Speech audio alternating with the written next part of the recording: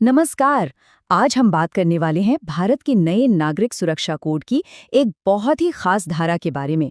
ये धारा कानून के एक बहुत ही दिलचस्प पहलू पर रोशनी डालती है और वो है निवारक न्याय यानी प्रिवेंटिव जस्टिस। तो सवाल ये उठता है कि क्या कानून के पास ऐसा कोई तरीका है जिससे वो किसी गड़बड़ी को होने से पहले ही रोक सके, मतलब शांति भंग होने की आशंका को ही खत्म कर दे। यही वो सवाल है जो हमें प्रिवेंटिव जस्टिस की दुनिया में लेकर जाता है। और इसी सवाल का जवाब हमें मिलता है धारा 136 में। इसका मूल उद्देश्य ही है प्रोएक्टिव तरीके से यानी सक्रिय होकर शांति बनाए रखना। मतलब इसका फोकस सजा देने पर नहीं बल्कि प्रॉब्लम को शुरू होने से पहले ही रोकने पर है। तो आखिर ये होता कैसे है? इसका जो मेन टूल है वो है एक सिक्योरिटी बॉन्ड। इसे हम अच्छे व्यवहार का बॉन्ड भी कह सकते हैं। चलिए समझते हैं कि ये कानूनी बॉन्ड आखिर होता क्या है। अगर सीधी सादी भाषा में समझे ना तो ये सिक्योरिटी बॉन्ड एक तरह का कानूनी वादा है। एक व्यक्ति कोर्ट के सामने ये प्रॉमिस करता है कि वो एक तय समय तक शांति बनाए रखेगा, अच्छा व्यवहार करेगा और इस वादे को पक्का करने के लिए एक रकम भी तय की जाती है।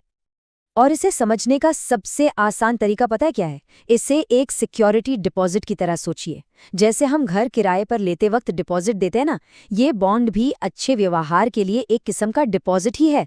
अगर वादा तोड़ा तो ये रकम जब्त भी हो सकती है। ठीक है, तो अब इस प्रक्रिया को समझते हैं।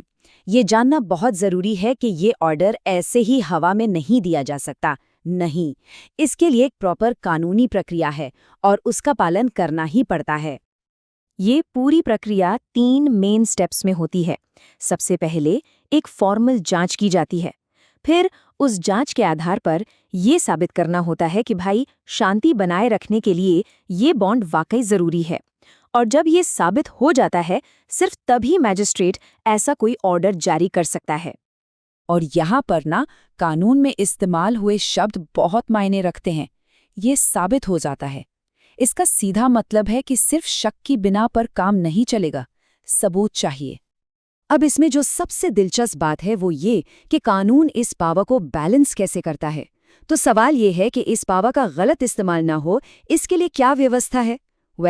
इसी धारा के अंदर 3 बहुत ही जरूरी सेफगार्ड्स यानी सुरक्षा उपाय दिए गए हैं। देखिए, ये पावर मजिस्ट्रेट को मिली तो है, लेकिन ये अनलिमिटेड नहीं है, बेलगाम नहीं है। कानून खुद ये पक्का करता है कि इसका इस्तेमाल फेयर तरीके से हो। चलिए देखते हैं कैसे। तो इसके 3 मेन नियम हैं, एकदम सिंपल। पहला है कंसिस्टेंसी, मतलब जो फाइनल बॉन्ड होगा वो शुरुआती नोटिस से ज्यादा सख्त नहीं हो सकता। दूसरा फेयरनेस, यानी बॉन्ड का अमाउंट उस व्यक्ति के हालात के हिसाब से रीजनेबल होना चाहिए। और तीसरा है प्रोटेक्शन, जो खास तौर पर बच्चों को सीधी कानूनी जिम्मेदारी से बचाता है। आइए इस फेयरनेस वाले नियम को थोड़ा और समझते हैं। कानून बिल्कुल साफ साफ कहता है कि बॉन्ड का अमाउंट केस के हालात देखकर तय होगा, और साथ ही ये भी कहता है कि ये अत्यधिक या एक्सेसिव नहीं होना चाहिए। ये बहुत जरूरी है ताकि ये एक रोकने का उपाय ही रहे, कोई सजा न बन जाए। और जो तीसरा सेफगार्ड है वो खास तौर पर बच्चों के लिए बनाया गया है। अगर मामला किसी बच्चे से जुड़ा हो तो वो खुद बॉन्ड साइन नहीं करता। नहीं, ये जिम्मेदारी उनके जमानतदारों की होती है, जैसे कि उनके माता पिता या गार्जियन।